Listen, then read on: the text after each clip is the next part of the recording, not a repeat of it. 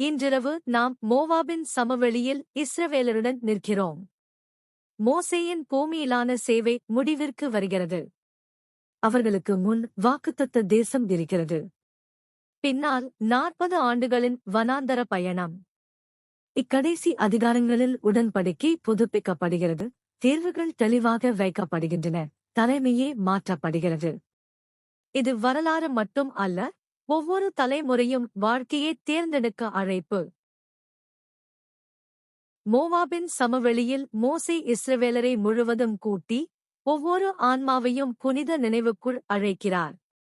தலைவர்கள், மூப்பர்கள், அதிகாரிகள், பெண்கள், குழந்தைகள், மேலும் பாளையத்தின் நடுவில் வாழும் அந்நியர் கூட ஒரே இடத்தில் நிற்கிறார்கள். இந்த உடன்படிக்கை தருணத்தில் யாரும் வெளியே இல்லை. எகிப்தில் நடந்த வல்லமையான அடையாளங்கள், பார்வோனின் அகந்தை முறிந்தது, கர்த்தரின் கை அவர்களை வெளியே நடத்தினது, இவற்றை அவர் நினைவுபடுத்துகிறார். 40 ஆண்டுகள் வனாந்தரத்தில் அவர்களுடைய ஆடை கிழியாமல், செருப்பு பழுதாகாமல், தினந்தோறும் பரலோக இரக்கத்தில் வாழக் கற்றதை அவர் கூறுகிறார். மனுஷன் அப்பத்தினால் மட்டும் வாழாமல் கர்த்தருடைய வார்த்தையினால் வாழ்கிறான். வல்லமை விக்கிரகங்களிடமும் ராஜாக்களிடமும் அல்ல, தேவனிடமே இருக்கிறது என்று அவர்கள் கற்றார்கள். ஆனால் மோசே நேர்மையாகச் சொல்கிறார், பார்த்ததும் அனுபவித்ததும் அதிகமானாலும் உணரும் இதயம், பார்க்கும் கண்கள், கேட்கும் காதுகள் எப்போதும் முழுமையாக இருந்ததில்லை. உடன்படிக்கை நினைவாக மட்டும் அல்ல, அது விழிப்பும் தாழ்மையும் கீழ்ப்படியும் மனமும். அதனால் அவர் உடன்படிக்கையை புதுப்பிக்கிறார். இங்கே நிற்பவர்களோடு மட்டுமல்ல, இன்னும் பிறக்காத தலைமுறைகளோடும். அவர்கள் எல்லாம் ஒரே கர்த்தருக்கும் ஒரே சட்டத்திற்கும் கட்டுப்பட்டிருக்கும்படி. மறைமுக கிளர்ச்சிக்கு அவர் எச்சரிக்கிறார். வாயால் அமைதி சொல்லி உள்ளத்தில் வேறு தேவனை தேடுவது. கசப்பின் வேர் வளர்ந்தால் அது முழு ஜனத்தையும் விஷப்படுத்தும். மனுஷன் உள்ளத்தில் தன்னை ஆசீர்வதித்து எனக்கு அமைதி இருக்கும் என்று நினைத்து அகங்காரத்தில் நடக்கக்கூடாது. கர்த்தர் மறைவுகளை ஆராய்கிறவர். உடன்படிக்கையை விட்டால் தேசமே சாட்சியாகும், நகரங்கள் பாழாகும், நிலம் எரியும், பிற ஜாதிகள் ஏன் இப்படியென கேட்கும். பதில் தெளிவாக இருக்கும். எகிப்திலிருந்து விடுவித்த கர்த்தரின் உடன்படிக்கையை விட்டு தெரியாத தேவன்களை தழுவினார்கள். ஆனால் மோசே நம்பிக்கையின் எல்லையையும் காட்டுகிறார். மறைந்தவை தேவனுக்குரியது, வெளிப்படுத்தப்பட்டவை நமக்கும் நம் பிள்ளைகளுக்கும், நாம் இந்த சட்டத்தின் வார்த்தைகளைச் செய்யும்படி. உடன்படிக்கை சாதாரண ஒப்பந்தம் அல்ல, அது பரலோகத்தின் முன் புனித பிணைப்பு. யாரும் பார்க்காத போதும் விசுவாசமாக இருக்க கேட்கிறது. வாக்குத்தத்தத்தின் விளிம்பில் நிற்கும் இஸ்ரவேல், ஆசீர்வாதம் இடத்தினால் அல்ல, விசுவாசத்தினால் என்பதை அறிய வேண்டும். யோர்தானை கடந்த முன் அவர்கள் ஒருமனதோடு உடன்படிக்கையை தேர்ந்தெடுக்க அழைக்கப்படுகிறார்கள். மோசே இதை ஒரு குடும்பச் சங்கிலியாக காண்கிறார். குழந்தை பார்க்கிறதையே கற்றுக்கொள்ளும். அந்நியர் கூட கர்த்தருடைய ஜனத்தின் வாழ்க்கையில் இருந்து உண்மையை அறியும். பாவம் தனிப்பட்டது மட்டும் அல்ல, மறைந்த அகந்தை பொதுவான அழிவாக மாறும். ஒருவன் மறைவில் கட்டும் பலிபீடம் பலரின் இருளாகும். இந்த எச்சரிக்கை நம்பிக்கையைச் சிதைக்க அல்ல, நம்பிக்கையை பதிக்க. கர்த்தர் அவர்களை மீட்டார். கர்த்தர் இன்னும் கர்த்தரே, அவர் ஜனமாக இருப்பதை அவர் விரும்புகிறார். இன்றே அவர்கள் கர்த்தருக்கே என்று தங்களின் பாதையை உறுதி செய்ய வேண்டும். இல்லையெனில் அமைதி என்ற சொல் அவர்களை தூங்க வைத்து சிதைவுக்கு இட்டுச் செல்லும். ஆகவே இந்த நாளின் நினைவு அவர்களின் உள்ளத்தில் நிலைத்து, வருங்காலத்தில் அவர்கள் விலகாமல் கர்த்தருடைய ஒளியில் நடக்கட்டும். மோசே எச்சரிக்கையிலிருந்து அழைப்புக்கு திரும்பி, சிறைவாசமும் திரும்பக்கூடிய புனருத்தானமும் உண்மை என்பதைப் போல பேசுகிறார். ஆசீர்வாதமும் சாபமும் வரும். அவர்கள் சிதறடிக்கப்பட்ட இடங்களில் கர்த்தருடைய வார்த்தைகளை நினைத்து முழு இதயத்தோடும் முழு ஆத்துமாவோடும் திரும்பினால், கர்த்தர் கருணை செய்து அவர்களை மீண்டும் கூடுவிப்பார். அவர்கள் தூரத்திலும் இருந்தாலும் கர்த்தரின் கை தூரத்தைத் தாண்டும். அவர் சிதறலிலிருந்து திரட்ட வல்லவர். மோசே வெளிப்புற திரும்புதலோடு மட்டும் நிற்காமல் உள்ள மாற்றத்தையும் வாக்களிக்கிறார். கர்த்தர் இதயத்திற்கு சுண்ணத்தைச் செய்து, கடினத்தையும் இருமனத்தையும் அகற்றி, கர்த்தரை நேசிக்கும்படி மாற்றுவார். அதுவே வாழ்க்கை. கட்டளை வானத்தில் மறைந்ததல்ல, யார் மேலே போய் எடுத்து வருவார் என்று போல இல்லை.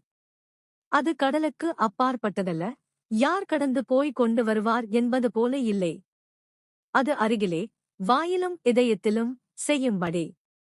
பின் மோசே வாழ்க்கையும் நன்மையும், மரணமும் தீமையும், ஆசீர்வாதமும் சாபமும் என்று தேர்வை முன்வைக்கிறார். பரலோகமும் பூமியும் சாட்சியாக இருக்கட்டும் என்கிறார். ஆகையால் வாழ்க்கையே தேர்ந்தெடு, நீயும் உன் சந்ததியும் வாழ்வதற்காக. வாழ்க்கையை தேர்வது கர்த்தரை நேசிப்பதும், அவருடைய சத்தத்தைக் கேட்பதும், அவரோடு பற்றிக் கொள்வதும், கர்த்தரே அவர்களின் வாழ்க்கையும் நாட்களின் நீளமும். திரும்பிவிட்டால் ஒளி குறையும், விக்கிரகங்கள் சுதந்திரம் போலத் தோன்றினாலும் அது மீண்டும் அடிமைத்தனமே.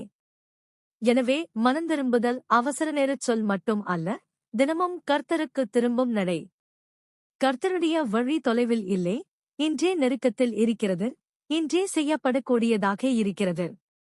மோசே ஒரு தந்தை போல கூறுவது இதுவே, யார் இதை நமக்காக செய்வார் என்று கேட்காதீர்கள், கர்த்தர் ஏற்கனவே சொல்லிவிட்டார், நடக்க வழியையும் வைத்துவிட்டார். இதயத்தை மாற்றுகிறவர் கர்த்தர், ஆனால் திரும்ப வேண்டிய பொறுப்பு மனிதனுக்கு.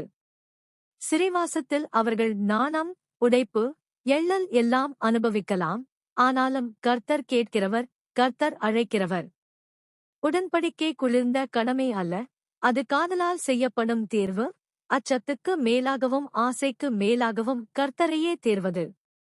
இந்த தேர்வு குடும்பத்தை மாற்றும், பெற்றோர் பிள்ளைகளைப் போதிப்பார்கள், பிள்ளைகள் கர்த்தரை பயந்து நேசிக்க கற்றுக்கொள்வார்கள். இது சமுதாயத்தையும் மாற்றும், நீதியில் நேர்மை, பலகீனருக்கு இரக்கம், அந்நியருக்கு நன்மை, வாயால் மட்டும் அல்ல வாழ்க்கையால் சாட்சி. வாழ்க்கை என்பது சுவாசிப்பது மட்டும் அல்ல, அது தேவனோடு கூடி வாழும் ஒளி, மனசாட்சியின் சுத்தம், சூழ்நிலை மாறினாலும் நிலைக்கும் சமாதானம். மரணம் என்பது உடலின் முடிவு மட்டும் அல்ல, அது ஆதாரத்திலிருந்து பிரிந்து உலர்வது, பாவத்தைச் சமாளிக்கும் தூக்கம், ஒளியை இழக்கும் இருள். அதனால் மோசே இது மிக கடினம் என்று யாரும் சொல்லாதபடி, வார்த்தை உன் வாயில், உன் இதயத்தில் என வலியுறுத்துகிறார். நீ கேட்டு பேசலாம், நீ நம்பி நேசிக்கலாம், நீ திரும்பி நடக்கலாம். இன்றைய தேர்வு நாளைய பாதை, நாளைய பாதை பிள்ளைகளின் நாளை. ஆகவே வாழ்க்கையை தேர்ந்தெடு, கர்த்தரின் அருகாமையைப் பிடி, அவர் உன்னை வலிமைப்படுத்துவார், உன் உள்ளத்தை திருத்துவார், உன் நடையை நேராக்குவார். மோசே இப்போது வாழ்க்கையின் முடிவில் நின்று பேசுகிறார். 120 வயதில் அவர், நான் யோர்தானை கடந்து போக மாட்டேன் என்று அறிவிக்கிறார். ஆனால் அவர் உடனே நம்பிக்கையை பதிக்கிறார், கர்த்தர் அவர்களோடு போவார், கர்த்தர் முன்பாக நடப்பார், கர்த்தர் தேசத்தை ஒப்படைப்பார். எல்லா இஸ்ரவேலரின் முன்னிலையில் யோசுவாவை நியமித்து, தைரியமாக இரு, கர்த்தர் உன்னை கைவிட மாட்டார் என்று உறுதிப்படுத்துகிறார். பின் மோசே சட்டத்தை எழுதி லேவிய ஆசாரியர்களுக்கும் மூப்பர்களுக்கும் கொடுத்து, 7 ஆண்டுகளுக்கு ஒருமுறை பண்டிகையில் எல்லோருக்கும் வாசிக்கச் சொல்கிறார். ஆண்கள், பெண்கள், குழந்தைகள், அந்நியர் எல்லோரும் கேட்க வேண்டும். உடன்படிக்கை கேட்பதால் உயிரோடு இருக்கும், பழக்கம் மட்டும் போதாது. வருங்கால விலகலுக்கு சாட்சியாக ஒரு பாடலை கர்த்தர் தருகிறார்.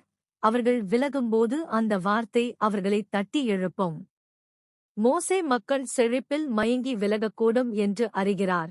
துன்பம் வரும், ஆனாலும் கர்த்தருடைய நோக்கம் நிலைக்கும், அவரது வார்த்தை வெறுமையாகாது. சட்டம் பெட்டியின் அருகில் சாட்சியாக வைக்கப்படுகிறது. யோசுவாவுக்கு மீண்டும் அதே கட்டளை, தைரியமாக இரு. இந்த கணத்தில் தலைமையே மாறுகிறது, ஆனால் உடன்படிக்கை மாறவில்லை. மோசேயின் கை பலவீனமாயினாலும் கர்த்தருடைய கை உறுதியாக இருக்கிறது.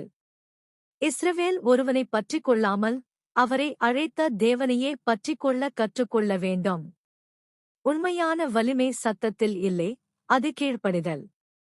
உண்மையான தைரியம் திமிரில் இல்லை, அது நம்பிக்கை.